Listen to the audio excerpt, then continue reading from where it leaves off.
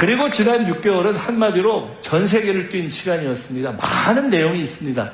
이 중에 한 가지만 제가 말씀드릴게요. 원래 예상 안 했는데 들어간 것. 아까 에이펙 말씀하셨는데요. 사실 에이펙이요. 제가 대선 때 집권플랜본부장이라는 걸 해서 앞으로 집권을 하면 100일을 어떻게 하냐 뭐 이런 계획을 좀 짜고 했었는데 그때 사실 대선에서 승리하기 전에 제일 걱정했던 것 중에 하나가 에이펙입니다. 엉망될 것 같더라고요. 근데 제가 막상 우리가 대선에서 승리한 다음에 이게 총리가 준비위원장인데 제가 총리가 돼가지고 저걸 준비위원장 할 줄은 정말 몰랐습니다. 근데 처음엔 정말 캄캄했습니다. 근데 참으로 하늘이 도와서 저희들이 잘 만들어냈는데 그 결과 중에 에이펙 정상회의에 문화 창조 산업을 에이펙의 앞으로 새로운 영역 전략 산업으로 넣자라는 것을 합의를 만들어냈는데 저것이 그렇게 간단한 것이 아니었습니다. 제가 구체적으로 말씀을 못 드리겠지만 참가했던 중에 꽤 힘이 있는 나라들 중에서 상당히 부담스러워한 내용이었습니다. 왜? 에이펙에 아시아 태평양 국가들의 관계에서 앞으로 쭉 협력을 해나갈 때 문화창조 산업을 공동의 어떤 전략적 산업으로 한다면 가장 득을 볼 수 있는 나라가 어느 나라냐? 한국이 되기 때문에 이런 내용들이 하나하나 들어간 것입니다. 여기서 제가 하나만 더 말씀드리고 싶습니다. 대통령이 외교를 잘한다고 생각하십니까? 못한다고 생각하십니까?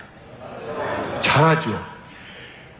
최근에 여론조사를 보면은 이재명 대통령에 대한 국정에 대한 여러 가지 평가가 있는데 그 중에 잘한다고 생각하는 이유 중에 제일 1번이 뭐냐? 외교를 잘한다예요. 근데 이게 너무 이상한 거예요. 이재명 대통령께서 김대중 대통령님처럼 민주화운동을 하다가 망명을 해서 미국이나 일본에서 상당 기간을 계시면서 이렇게 외교적 훈련을 한 그런 분이 아니잖아요. 누구처럼 외국에 유학 가서 막 한 유학파도 아니잖아요. 뭐 평소에 외교관계위원회에서 뭐 외교를 오래 갈고 닦은 분도 아니잖아요. 근데 왜 이재명 대통령이 외교를 잘하시지? 저는 사실 잘할 줄 알았습니다. 왜? 당에 계신 분들은 혹시 기억하실지 모르겠어요.